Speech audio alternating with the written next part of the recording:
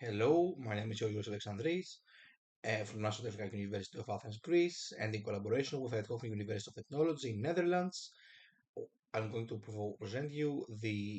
our research output with title Voltage-Aware Approximate CGRA Synthesis for Energy Efficient DNN Inference. Starting with some motivation about the trend of the HAI based on state-of-the-art research, we can see that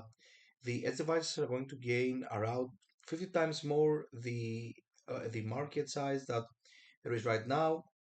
in the next 10 years, primarily due to the decreased latency that having the inference being almost completely the edge brings, the lowest bandwidth, no need to fetch extra data from the outside world, data privacy, having your weights of your model, for example, local in your device, and lower cost fabricating these devices instead of building more and more large data centers with performant but power hungry and really costly devices inside of them. So modern DNN implementations are scaling rapidly, and the edge devices that are being built today need to be simultaneously power efficient, performant, while maintaining respectable accuracy and flexible.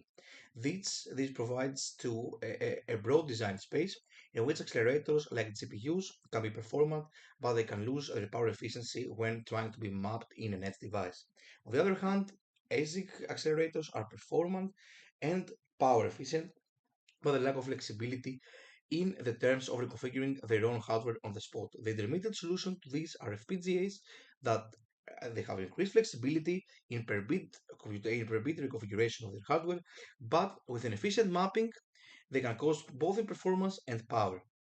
The question is on how we can find an intermediate solution providing the good factors of flexibility in FPGAs with the good factors of performance and power in the ASIC accelerators. This middle ground is the coarse-grained configurable accelerators that is a grid of processing elements with each processing element providing a macro ISA and being programmed individually and on the spot by the custom programming interface. The processing elements are interconnected and can communicate with different types of interconnections like a 2D mesh or switchbox-based network on chip. The memory hierarchy is included, primarily based on a data memory,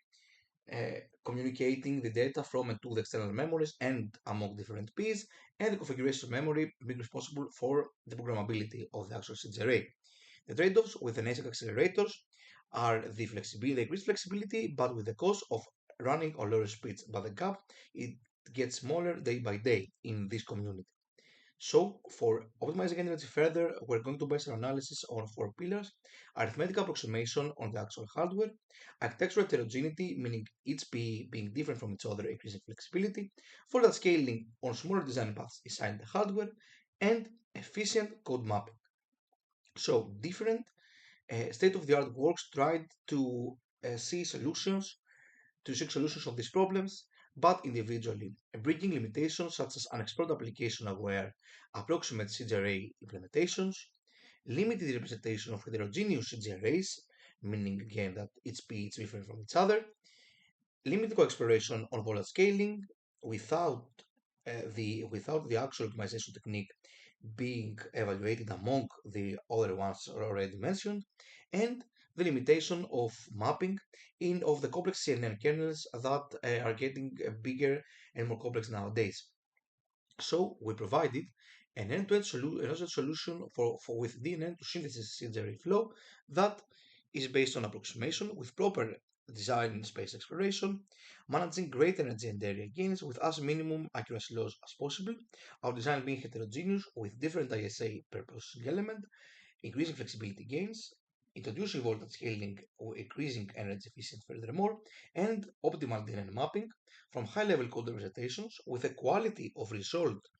threshold put by the user in order to manage the trade-off between error of the output and energy efficiency and proper utilization of SIMD and approximate component implementations inside of our architecture. Starting from the approximation, we evaluated three different approximate multiplication works that you can see in the bottom as references.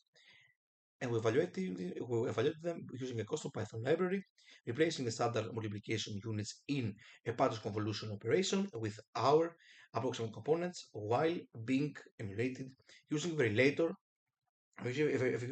software. This provides us both with the error of the actual computation as well as a switching activity of real-time traces of the multiplications, which are then passed into our module analyzer when each unit is synthesized in 22 nanometers, providing us with accurate power and area data. This power and area data with the actual error metrics provide us different Pareto curves, and we analyze our designs according to the Pareto curves in this figure, providing the possibility of each design being in the actual Pareto that we evaluated. So Drum won this, and we implemented it in our architecture. Continuing with our actual architecture, we are basing it with the state-of-the-art R-blocks CGRA, which is a heterogeneous CGRA with each P being different from each other, implementing different subsets of the ISA, implemented both in SIMD or individual mode with custom special instruction decode units built into the architecture. Local memory is built into our design for rapid communication. Two network on chips being built in order to communicate data and instructions among the processing elements, and our approximate components being built as standard multiplication units with the same ISA. In order to compile code to our CGRA, we're using OpenACID flow, treating instruction scheduling as proper configuration of processing elements as well as proper data transfers from and to each P. Our code is compiled from C level, with it being architecture dependent, meaning different architecture of the CGRA can lead to different scheduling, and the SIMD and the approximate component operation mapping is being possible through custom C code intrinsics. Continuing to our voltage scaling analysis, we observed that our clock and design and the critical path is bound by the accurate multiplication units. And we performed a slack-based analysis while synthesizing each processing element in 22 nanometer FD-SOI technology and analyzing the power to provide and latency to provide also optimal slack. And then we concluded that two regions should be implemented in order for the functional units to be properly utilized to achieve the maximum energy gains. And 1.8 volt for the accurate multipliers and 1.6 volts for all the other processing elements. This led to 10% more dynamic power reduction, as we will also see in the results, and a small area penalty around 2% because of the introduction of the actual voltage shifters inside our architectural implementation. Furthermore, besides the actual design, we provide the approximate aware DNN mapping, which starts from analyzing individual convolution layers through a CNN inference and calculating per layer and per output channel of this layer the importance factor. The importance factor is based on a state-of-the-art work and it's calculated as the error of the output quality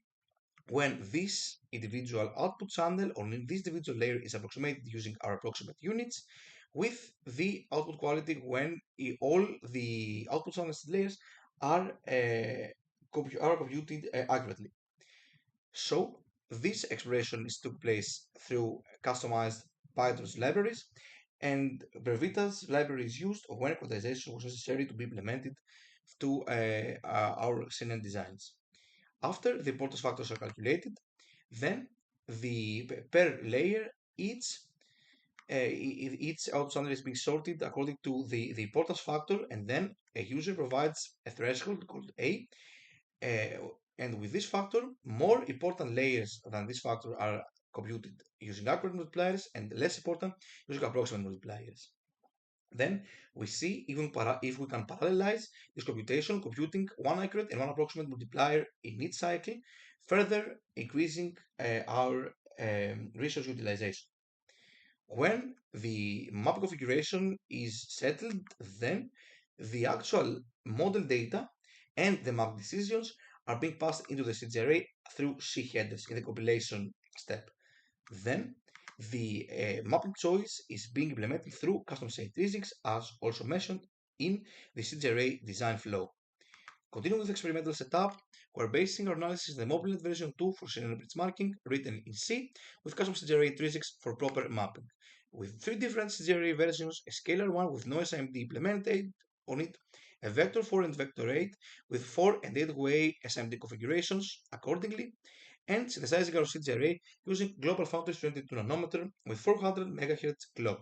in Synopsys design compiler and providing pre and post synthesis simulation using Siemens Questasim. Starting our analysis with the performance energy and error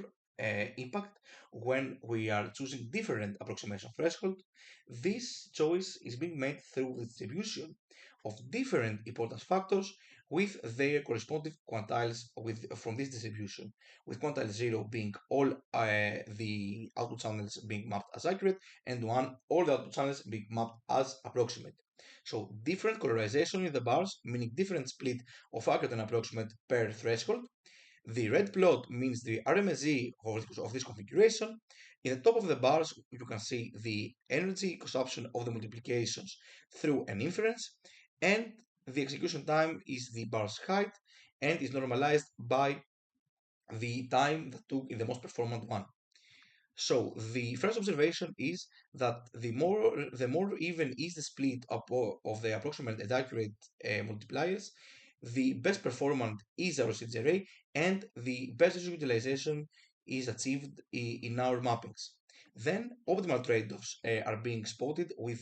different optimization target on each of them. For example, the green cycle points to the best error design that is optimized for the error. The orange rectangle is point to the configuration with best performance, as also stated, and the purple cycle it spots the best energy choice, the most energy efficient, which of course is all approximate. Continuing with comparison with state-of-the-art accurate CGRA, the R blocks, which was also our baseline, we can see that our design achieves 32.6% and 29.9% in power reduction in vector 4 and 8 accordingly, with a minimal area overheads as mentioned because of the level shifter introduction, undermining a little bit the gains from the approximate computation, but with the scope of extra power gain. Finally, compared to the general state of the art, we're achieving pretty well, keeping in mind that the CGRA for ML only provides the measurements according to the computation part, not including memory interconnection, and the XGRA being mapped on a bigger technology and being run with a smaller clock. Of course, a normalization based on our synthesis flow will be more fair and is in the scope or our future research targets. Before closing, our CGRA also is being implemented in the Griffin SoC. This is the region of our CGRA, and this is the region of different at Hofern University of Technology accelerators and HSR, which is our host system designed by the ETH Zurich. This SoC is a second tape out of the Convolve project, being synthesized in nanometers and a total area of 3 mm squared. Concluding, we provided a DNN to synthesis flow solution for approximate multiplication units with proper selection, extending of a state-of-the-art R blocks architecture with voltage regions implementing on it, approximate aware DNN mapping with a quality result constraint for the output degradation and the energy gains trade-off, providing an optimal trade-off between power, energy, and error, with up to 32.6% power reduction compared to R blocks, minimal area overheads, and up to 440 GOPS per watt efficiency synthesized in the 2 nanometer. Thank you for your attention, and if you have any questions, please send them to the email seen in this slide.